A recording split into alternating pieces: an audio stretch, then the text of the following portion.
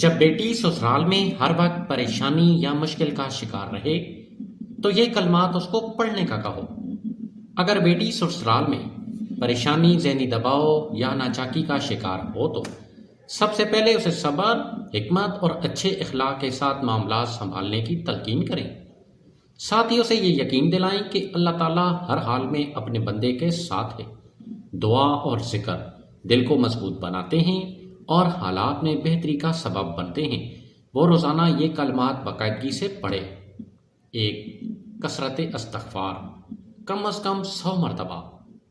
استغفر اللہ ربی من کل ذنب واتوب الیہ، یہ دل کی گھبراہٹ اور مشکلات میں آسانی کا ذریعہ بنتا ہے۔ نمبر 2.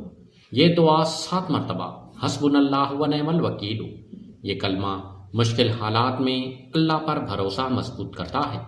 نمبر 3. درود پاک، روزانہ کم از کم 11 یا 33 مرتبہ پڑھے تاکہ رحمت نازل ہو۔ نمبر 4. سورۃ الشرح، روزانہ یا 7 بار 21 مرتبہ یا پڑھ کر اس میں اللہ تعالیٰ کی تنگی کے بعد آسانی کی خوشخبری دی ہے۔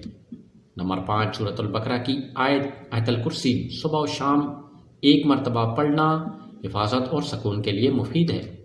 ساتھ ہی اگر پریشانی، ظلم یا زیادتی کی صورت میں ہو تو خاموشی سے برداشت کرنے کی بجائے سمجھداری سے بزرگوں یا قابل اعتماد افراد سے بات کرنا بھی ضروری ہے۔